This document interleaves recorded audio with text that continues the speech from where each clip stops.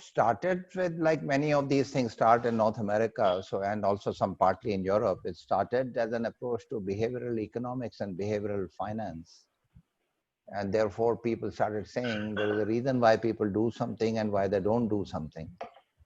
And because social media and digital was having a huge impact for you, now you could track what's going on. That means, why do people take interest in one thing and why don't they take interest in something else? Why do they go ahead and actually then do something, including spending their money on something, which is a final act that business is interested in? That what makes them buy something and what makes them walk away from something and what makes them come back to have a certain experience. And therefore, really understanding that whole science behind that as to what's happening. So I think looking at how people make decisions and what they choose to pay attention to, what takes them away from something.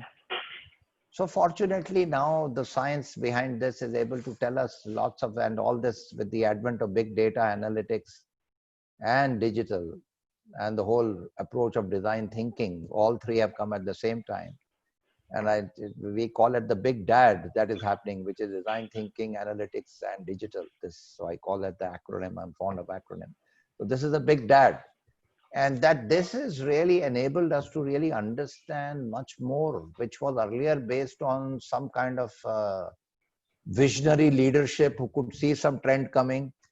You know, Steve Jobs, when he first did something, I mean, he could see something ahead of others. But now with all this science available, even ordinary leaders can get some deeper insights as to why people choose to do something and choose not to do something else.